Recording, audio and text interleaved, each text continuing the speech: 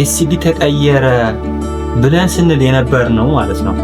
አሁን ላይ ጭራሽ ነው ሪሲቨር የሚጠፋ። ምክንያቱም ተጠቃሚ ብዙ አይደለም፣ ኢንተርኔት ነው ገበያ ላይ ደግሞ ሪሲቨሩ ስለጠፋ በአቅርቦት በብዛት ስለሌለ በጣም ተወዷል። ከኤስዲ ወደ ኤችዲ ከዛም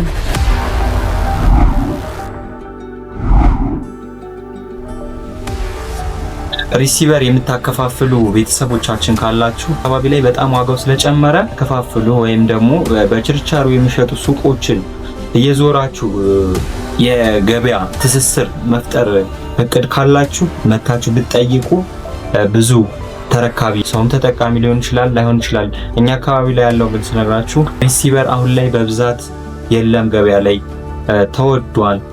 ሰው ደግሞ ኢንተርኔት እየተጠቀመ ነው።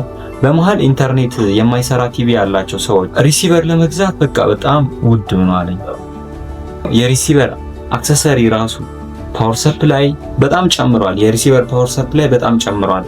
እሱ ደግሞ እንዲጨምር ያደረገው ሪሲቨር በመጥፋቱ አቅርቦቱ ሲቀንስ ፓወር ሰፕላይ ውድ ሆነ። አረ ውድ ሆነ። የምታከፋፍሉ ሰዎች ለምን እንዲወደድ ታረጉብናላችሁ?